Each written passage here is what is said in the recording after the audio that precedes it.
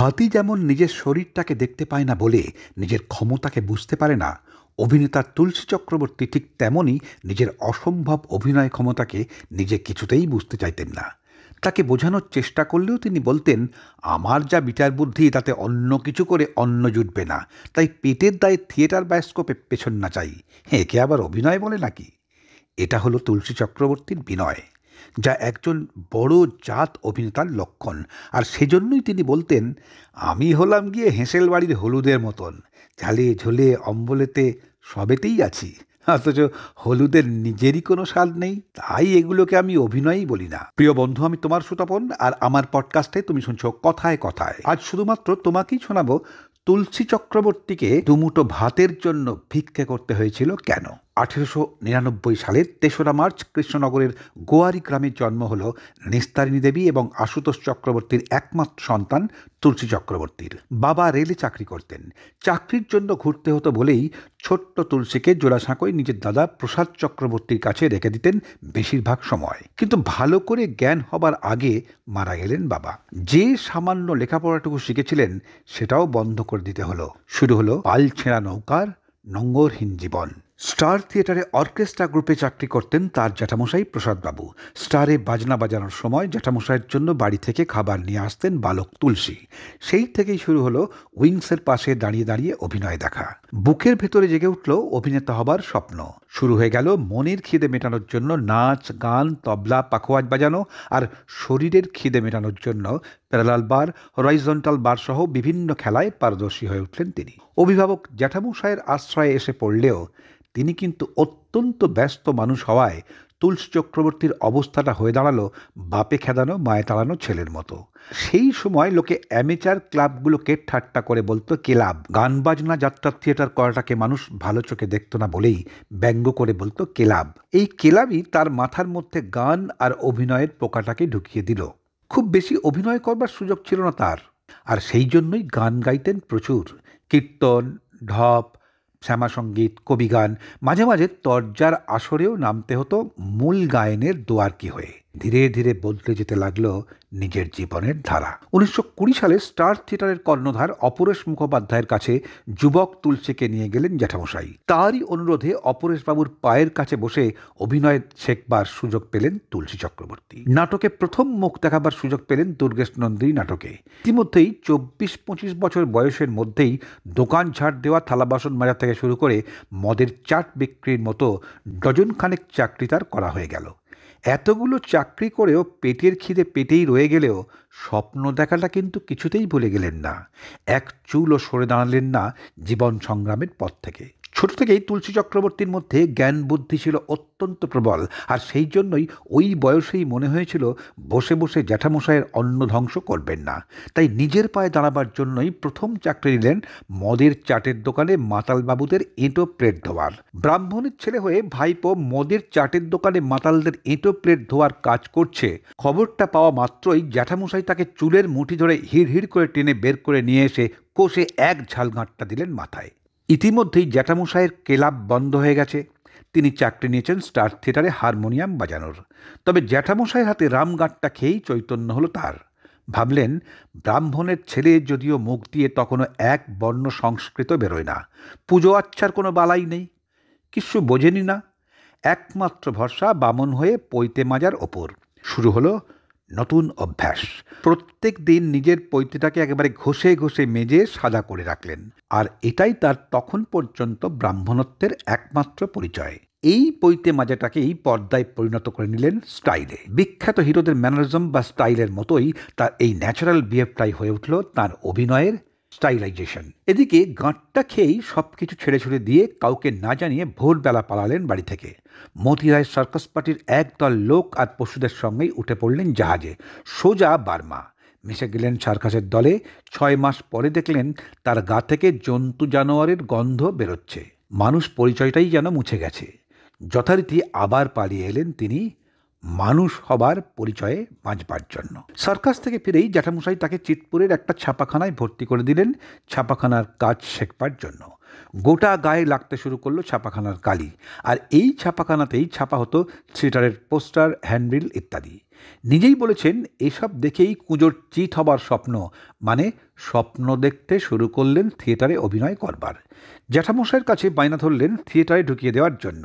জ্যাঠামশাই বললেন, সেই ভালো, তোর তো দেখছি অ্যাক্টিংটা ভালোই আসে, আর তাছাড়া তুই সবসময় আমার চোখের সামনে থাকতে পারবি। তাই অপরেশবাবুর কাছে কাকুতি মিনতি করে কিশোর তুলসীকে থিয়েটারে ঢুকিয়ে দিলেন জ্যাঠামশাই। স্বপ্নটাকে সফল করবার জন্যই সেই সময় প্রেসের 32 টাকা মাইনের চাকরি ছেড়ে দিয়ে নির্দ্বিধায় 6 টাকা মাইনের চাকরিতে জয়েন করলেন স্টার থিয়েটারে। নানান ধরনের ডজনখানেক চাকরি করলেও এতদিন কোনোটাতেই কিন্তু মন বসাতে পারেননি। কিন্তু এবার দানিবাবুর অভিনয় দেখেই সঙ্গে সঙ্গে মন বসে গেল থিয়েটারে। মানুষের জীবনে তো স্বপ্ন দেখা শেষ হয় না। একদিন স্বপ্ন দেখেছিলেন থিয়েটারে অভিনয় করবার। কিছুদিন পরেই প্রথম মুখ দেখাবার সুযোগ পেলেন দুর্গেশ নন্দিনী নাটকে। স্বপ্নটা বেড়ে হলো থিয়েটারের পোস্টারে নিজের নাম আর ছবি দেখবার। আর সেই পোস্টারে নাম তোলার আশায় স্বয়ং থিয়েটারই জল ঢেলে দিলেও তা পূরণ হয়েছিল একেবারে শেষ বয়সে এসে সিনেমায়। স্টার থিয়েটারে অভিনয় শুরুর 12 বছর পরে 1932 সালে নিউ থিয়েটার্সে পুনর্জন্ম ছবির মধ্য দিয়ে তুলসী চক্রবর্তী আত্মপ্রকাশ করলেন রূপলী পর্দায়। শুরু হলো জীবনের নতুন অধ্যায়। ছোট থেকেই জীবনের শেষ দিন পর্যন্ত ভেবেচিন্তে কোনো কিছু করেননি। কোনো কিছু করেননি লাভ লোকসানের হিসাব কষেও। যা করেছেন ভালোবেসে। নিজের পেটের আগুনকে নিজের পায়ে দাবিয়ে বন্ধুর পেটের আগুনকে মেটাতে হয়েছেন স্বপ্নের সওদাগর। তাই বন্ধু সুলালদা অর্থাৎ জহর গাঙ্গুলি যাতে খেয়ে পরে বাঁচতে পারে এবং সম্মানের সঙ্গে অভিনয়টা করতে পারে, সেজন্যই গুরু অপরেশচন্দ্রর পায়ে ধরেছিলেন তিনি। কিন্তু কপাল এমনই যে বন্ধু অভিনেতা জহর গাঙ্গুলির জন্য তিনি পায়ে ধরেছিলেন, থিয়েটারের হিরো হয়ে গেলেন সেই লোকটাই। এত পাওয়ারফুল অ্যাক্টর হয়েও এই থিয়েটারেই তুলসী চক্রবর্তী চিরটা কাল হিরোর বাড়ির চাকর বাকর হয়েই কাটিয়ে গেলেন টানা 12 বছর। তা বলে তাদের অভিন্ন হৃদয় বন্ধুত্বের একদিনের জন্যও চির ধরেনি। তুলসী চক্রবর্তী ছিলেন যথার্থই বড় মাপের মানুষ। কোনো চাওয়া পাওয়া কিংবা ঠুনকো ইগো পাত্তাই পেত না তার কাছে। যে রসিকতা আর হাসি আমরা পর্দায় দেখতাম সেটা দেতো হাসি নয়, নিছক অভিনয় নয়, উঠে আসতো হৃদয় থেকে। অন্যের সাফল্যে পরশ্রী কাতর না হয়ে সেটাকে নিজের সাকসেস বলেই অন্তর থেকেই মেনে নিতেন তিনি। এই মন নিয়েই সার্কাসে থাকাকালীনই দিনের পর দিন বিভিন্ন ভাষাভাষীর মানুষের সঙ্গে মিশে শিখে নিয়েছিলেন বিভিন্ন ভাষা। সার্কাসে জোকার সাজতে সাজতে আন্তর্জাতিক মানের অভিনেতা হওয়ার বনেটটা কিন্তু গেঁথে ফেলেছিলেন তখন থেকে। হিন্দি এবং উর্দু ভাষাতেও একের পর এক সমান দক্ষতায় অভিনয় করে চললেন তিনি। হিন্দি বা উর্দু ছবিতে অভিনয় করবার জন্য তাকে কিন্তু বোম্বাই কিংবা লাহোরে যেতে হয়নি, কারণ ওই সব ভাষার ছবিতে অভিনয় করেছিলেন কলকাতায় বসেই। তখন কলকাতার নিউ থিয়েটার্সে সমস্ত ভাষার ছবি তৈরি হতো। বাংলা, হিন্দি, উর্দু এবং ভারতীয় অন্য ভাষা ছাড়াও ইংরেজি, জার্মান এবং রাশিয়ান, এমনকি ইংরেজি ভাষাতেও ছবি তৈরি হতো। বাঙালিদের সঙ্গে বিদেশিরাও ছবির প্রযোজনা পরিচালনা করতেন। তুলসী চক্রবর্তী নিজেই বলতেন, একজন আনকোরা একটা ছেলেকে পাকাপোক্ত চরিত্র অভিনেতা তৈরি করেছিলেন বঙ্গরঙ্গমঞ্চের অভিনেতা পরিচালক, সেই সময়ের স্টার থিয়েটারের মালিক এবং সর্বময় কর্তৃত্ব নাট্যকার অপরেশচন্দ্র মুখোপাধ্যায়। আর এই নিউ থিয়েটারেই জন্ম হলো অপরেশচন্দ্র মুখোপাধ্যায়ের হাতে তৈরি সেই অভিনেতার, যাকে আমরা পর্দায় চিনি। সত্যজিৎ রায়ের পথের পাঁচালী ছবিতে অভিনয়ের পর গোটা কলকাতা জুড়ে পরশ পাথর ছবিতে বড় বড় হোর্ডিংয়ে বিরাট আকারে শুধুমাত্র তার মুখ একেবারে জলজল করতে লাগলো।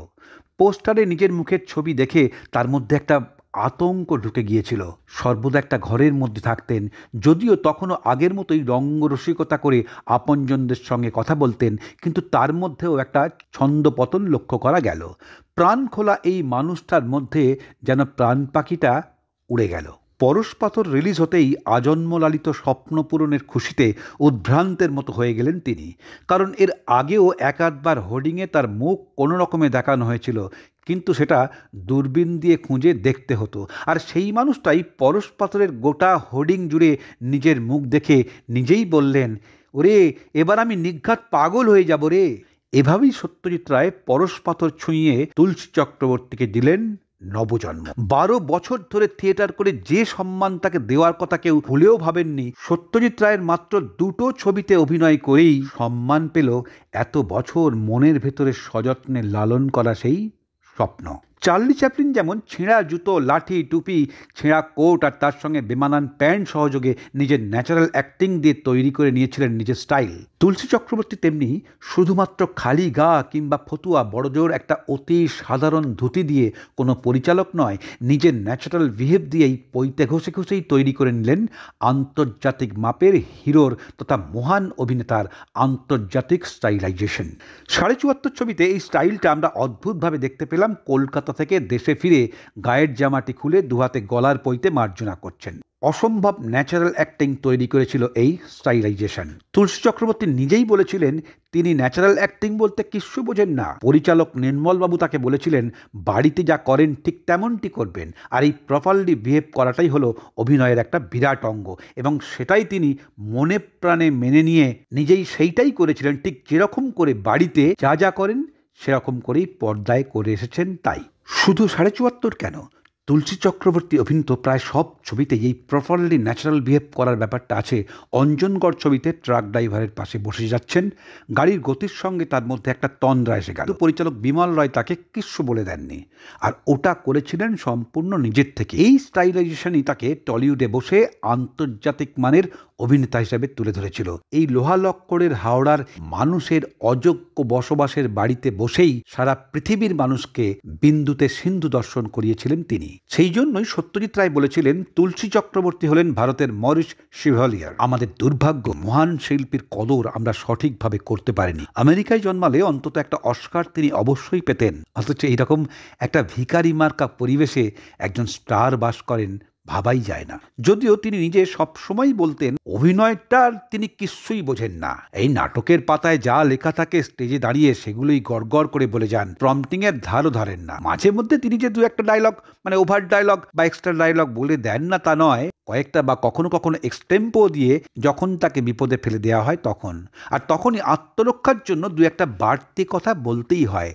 তা না হলে নিজের ক্যারেক্টার নিয়ে ভাবনা চিন্তার কথা তার মাথাতেই আসে না, আর আসবেই বা কেন। তিনি যেসব রোল পেতেন সেগুলো ক্যারেক্টার বললে তো খোদ ক্যারেক্টারেরই অপমান করা হয়। কত বড় একটা অভিমান, কত বড় গভীর দুঃখ যন্ত্রণা পেলে তবে এমন একজন মানুষ এই রকম কথা বলে উঠতে পারেন। সত্যজিৎ রায়ের কাছে যে মানুষটা নমস্য, সেই মানুষটাকে বাংলা প্রফেশনাল থিয়েটার চিরকালই অযোগ্য হিসাবে ট্রিট করে গেছে। আসলে তিনি যে একজন সুশীল মানুষ, তাই তিনি বলেন কো অ্যাক্টররা তাকে বিপদে ফেলতো ঠিকই, কিন্তু কো অ্যাক্ট্রেসরা কোনোদিনই এই কাজটা আমার সঙ্গে ভুলেও করেননি। থিয়েটারের মেয়েরা তার কাছে ছিলেন অত্যন্ত সুশীলা, তারা ডিরেক্টরের নির্দেশের বাইরে ডায়লগ বলতে একটা পাও এগোতেন না। এতগুলো বছর নাটকের সঙ্গে মন প্রাণ দিয়ে জড়িয়ে থেকেও মুখে না বললেও সারা জীবন তিনি নাটকের অবজ্ঞা বুকে করেই বেরিয়েছেন। তবে তিনি বলেছেন সিনেমাতে কাজ করেও কিন্তু তিনি অত্যন্ত খুশি। নাটকে কিছু করে দেখানোর সুযোগ না পেলেও তার বাবা মা জ্যাঠামশাইয়ের আশীর্বাদের জোরে সিনেমাটা হয়ে উঠেছে তার কাছে তাদের দেওয়া পরম আশীর্বাদ। সেই জন্যই তিনি সিনেমায় ছোট ছোট রোল হলেও সেই ছোট ছোট চরিত্রে রবীন্দ্রনাথের ছোট গল্পের মতোই বিন্দুতে সিন্ধু দর্শন করিয়েছেন সমস্ত দর্শককে। তাই শুধু ৭৪ কিংবা পরশপাথর নয়, জনকনন্দিনীর মতো ছবিতেও ছোট চরিত্রে এক টুকরো হীরের মতোই নিজের দুটি ছড়িয়ে সমস্ত দর্শককে ঝলকে দিয়েছেন নিজের অভিনয়ের ছটায়। হীরের দুটির মতোই উজ্জ্বল হয়ে উঠেছে তার হাসি। জনক রাজার চরিত্রে তুলসী চক্রবর্তী যে রাজকীয় আভিজাত্য প্রকাশ করেছিলেন নিজের অভিনয়ের গুণেই, তার চরিত্রের সম্পূর্ণ বৈপরীত্যই তাকে চিনিয়ে দিয়েছিল তার অভিনয়ের রেঞ্জ কতখানি। তুলসী চক্রবর্তীর মতো একজন অতি সাদাসিধে মানুষ একসময় আদর্শবাদী এবং পরে ক্ষমতালিপ্সু একটা চূড়ান্ত কমপ্লিকেটেড চরিত্র হিসাবে আমাদের স্টান্ট করে দিয়ে এই দুই বৈপরীত্যকে আন্তর্জাতিক মানের শিল্পী হিসাবে একটা চরিত্রে ফুটিয়ে তুললেন ভাবিকাল ছবিতে। আদতে তুলসী চক্রবর্তী ছিলেন জন্মগতভাবেই আন্তর্জাতিক মানের জাত অভিনেতা, এবং সেই জন্যই মিটিমিটি হাসতে হাসতে অবলীলায় বলতেন আমি অভিনয়ের অকখ বুঝি না, অভিনয় করার জন্য অভিনেতা হওয়ার দরকার হয় না। আরে তুমি যে সমাজে বসবাস করো একটু চোখ কান খোলা রেখে যদি সেই সমাজের মানুষগুলোকে দেখো তাহলে তুমিও এই রকম অভিনয় অবশ্যই করতে পারবে। আর সেই জন্যই অতি সাধারণ পরিচালক থেকে সত্যজিৎ রায়ের মতো আন্তর্জাতিক খ্যাতিসম্পন্ন পরিচালক তাকে কোনো দিনের জন্যও একটা লুক থেকে শুরু করে একটা গোটা শটের কোনো অংশ শিখিয়ে দেননি, শিখিয়ে দেওয়ার প্রয়োজনই মনে করেননি। নিজের ভেতরের অভিনয়ের সহজাত ক্ষমতাই তিনি মেলে ধরেছেন পর্দায়। যে রঙ্গমঞ্চ থেকে প্রথম দাঁড়ালেন পাদ প্রদীপের আলোয়, 1960 পর্যন্ত অভিনয় করলেন 42টি নাটকে, সেই স্টারেই 1961 সালের 11ই ডিসেম্বর শ্রেয়সী নাটকে অভিনয় করে শুধু নাটক নয়, হৃদরোগে আক্রান্ত হয়ে জীবনের রঙ্গমঞ্চ থেকেই বিদায় নিলেন চিরকালের জন্য। নিশ্চিন্তের ভাত ঘুম কিংবা স্বপ্নময় দিবানিদ্রা নয়, জীবনকে তিনি নিয়েছিলেন স্ট্রাগল ফর এক্সিস্টেন্স হিসাবে। মানুষ হিসাবে দারিদ্র্যই ছিল তার ভূষণ। গান্ধীজির মতোই মাটির মানুষ হয়েও হয়ে উঠেছিলেন আন্তর্জাতিক। 316টি বাংলা, 23টা হিন্দি ছবি সহ বেশ কিছু অন্যান্য দেশি এবং বিদেশি ভাষার ছবিতে অভিনয় করেও অসংখ্য সুযোগ আর প্রলোভনকে হেসে উড়িয়ে দিয়েছিলেন বলেই এত সাফল্যের পরেও কিছুতেই পিছু ছাড়ল না দারিদ্র্য। জোগাতে পারলেন না নিজের চিকিৎসার খরচও। সংসারের খরচটুকু জোটাতে কালঘাম ছুটে গিয়েছিল তার স্ত্রীর। আন্তর্জাতিক মানের অভিনেতা হয়েও শেষ বয়সে কোনো রকমে পেট চালানোর জন্য করতে হলো পুরোহিতের কাজ। বিক্রি করে দিতে হলো সমস্ত মেডেল, তাতেও খাওয়া জুটত না তার রোজ। অস্কার তো দূরস্থ, দরজায় দরজায় ভিক্ষে করতে হলো তার স্ত্রীকে। তারপরেও একমাত্র বাড়িটাকে দান করে গেলেন স্থানীয় পুরোহিতদের জন্য। মৃত্যুর আগে বা পরে কোনো সরকারই এসে দাঁড়ালেন না তার পাশে। বাস্তব জীবন আর পর্দার মতোই তার সেই ন্যাচারাল বিহেভ আর পৈতে ঘষতে ঘষতে ব্রাহ্মণের যথার্থ ধর্মকে চারিয়ে দিয়ে গেলেন লক্ষ লক্ষ মানুষের হৃদয়ে।